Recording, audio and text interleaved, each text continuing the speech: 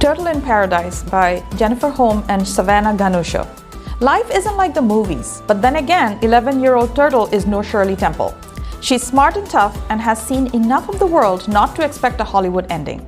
After all, it's 1935 and young Turtle's mom has gotten a job as a housekeeper. She hopes to earn enough to buy a house for the two of them. Unfortunately, her new employer cannot stand children, so poor Turtle is being sent to stay with relatives in Key West, Florida. Things don't go too smoothly at first. Her aunt seems none too happy to see her, and her cousins, all male, are determined to keep her out of their diaper gang. Turtle's going to need her hard shell to cope with all the changes as she adjusts to life in this new paradise. The new paradise is hot and strange, full of ragtag boy cousins, family secrets, scams, and even buried pirate treasure. Filled with adventure, humor, and heart, Turtle in Paradise is an instant classic every reader will love.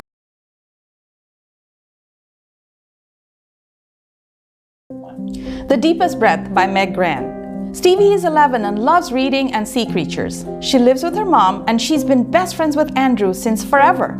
Stevie's mom teases her that someday they'll get married, but Stevie knows that won't ever happen. There's a girl at school that she likes more, a lot more. Actually, she's a bit confused about how much she likes her. It's nothing like the way she likes Andrew. Makes her fizz inside. That's a new feeling, one she doesn't understand.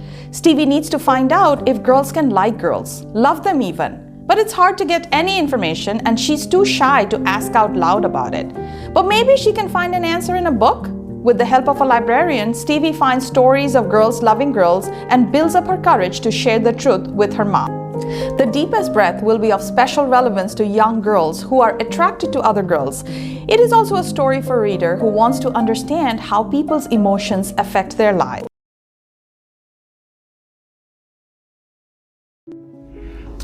This is Stolen Science by Ella Schwartz. Over the centuries, women, people from underrepresented communities, and immigrants overcame prejudices and social obstacles to make remarkable discoveries in science. But they weren't always the ones to receive credit in the history books.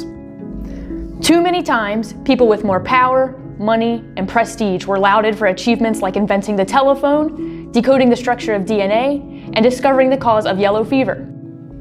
With detailed art, fascinating biographies, and explanations of the exact science behind these discoveries, Stolen Science celebrates the accomplishments of 13 under-recognized men and women.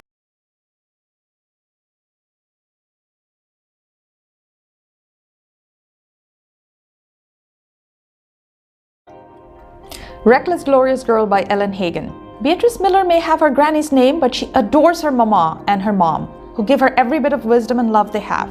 But the summer before the 7th grade, Bea dreams of changing her everyday existence into something with a bit more drama. She wants to wear cool clothes that do not come from Goodwill. She wants her own phone and wants a computer that isn't the size of a truck. She also wants to belong to the group of popular girls. But the popular girls talk about makeup, wearing bras, and shaving legs. Beatrice's mom and mama will not allow her to do any of that. So how can she be cool if other girls are leaps and bounds ahead of her? In desperate attempts to belong to the popular club, Bea ends up making some questionable choices, and the consequences of those choices make Bea wonder, who is she? Who will she become? And will her outside ever match the way she feels on the inside? But what I enjoyed most were the descriptions of Mama's delicious food. One word of advice: do not read this book on an empty stomach. How I Survived 4 Nights on the Ice by Serapio Itusaduat, illustrated by Matthew Kehori. This short graphic novel flew by much quicker than I had expected. It's essentially a short story told in a graphic novel format about the author's survival on a sea of ice. After his snowmobile breaks down halfway across the sea ice on a trip back from a fishing camp, Serapio recounts how he survived 4 nights stranded on sea ice in Baffin Bay.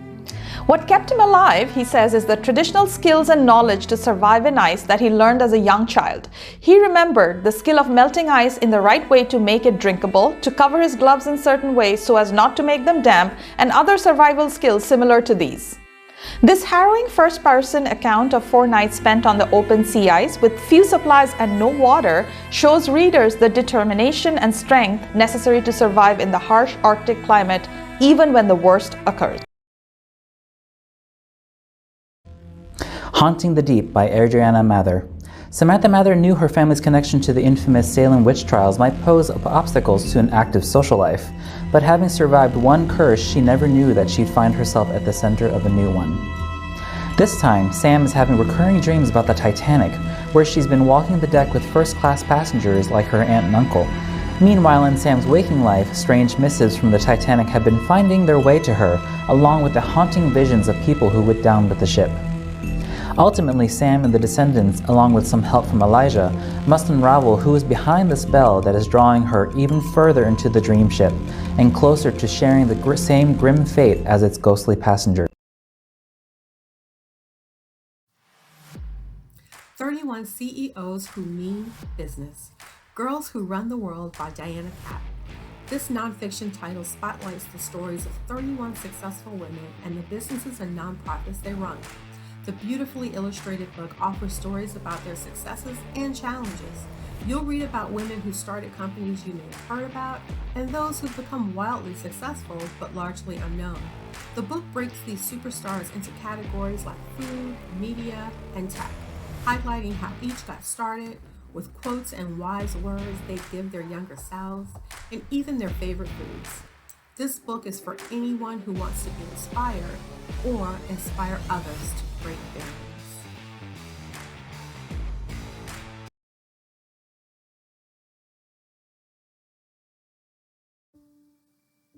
Fable by Adrienne Young is a fantasy novel filled with intrigue, family secrets, and romance. Fable is a 17-year-old orphan who, after witnessing the tragic death of her mother, is abandoned by her father on an island filled with ruthless thieves. Fable learns to excavate precious underwater gems to be sold at port in the hopes of saving enough money to buy her way off the island and back to her father, the most powerful trader in the Narrows. Fable meets West, a young trader, and enlists his help to navigate this world of greedy merchants and cutthroat pirates. But as she develops feelings for West, is he who she thinks he is? Who can she trust? Instructions for Dancing by Nicola Yoon, the author of The Sun is Also a Star and Everything is Everything, is a romance with a fantasy twist filled with family dramas. Evie, a high school senior, always loved romance novels until her world is rocked by a family scandal. She becomes disillusioned by love and thinks all love stories are doomed to end in heartbreak. Fate brings her to a dance studio where she meets X, an adventurous and daring boy who becomes her dance partner and makes her question her thoughts about love. Evie takes a chance and learns to tango, but does she take a chance on love? Read Instructions for Dancing to find out.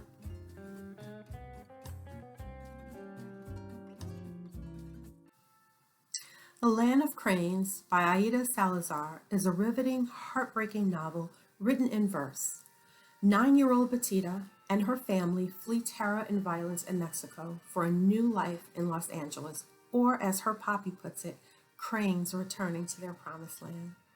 But after Poppy is arrested by immigration officers, Betita and her pregnant mother are detained in a family detention camp. Throughout the heart-wrenching verses are beautiful, delicate illustrations helping you gain insight into Betita's world. Betita finds solace in her poetry and the community her and her mother find among the other asylum seekers in the detention camp, despite the inhumane conditions they are held in. But will her family ever be united again?